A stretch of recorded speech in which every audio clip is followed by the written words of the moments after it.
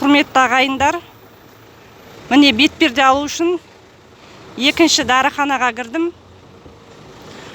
Бұнда да маған қызмет көрсетпеді.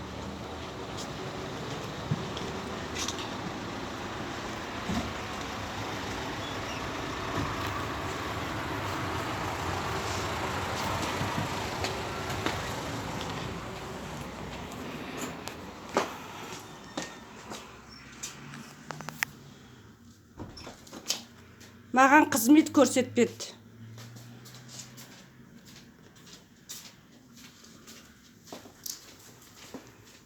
Қазақша түсінбеймін дейді.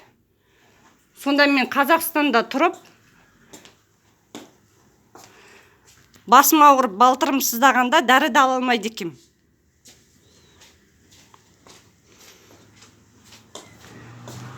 Міне, мына кісі маған түсінбейді. Бетперде десем, ондай жоқ дейді. Түсінбейді. Ақыр бір қазақ келіншектер аударды, содан кейін бірақ алдым. Мен Қазақстанда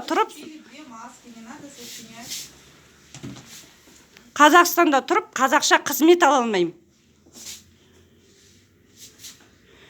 Сонда мен қазақша қызмет алу үшін қазақша аудармашы жалдауым керек па?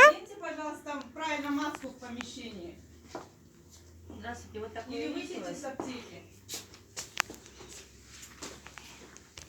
Мен сізге қызмет көрсеттім дейді, аудармашы арқылы.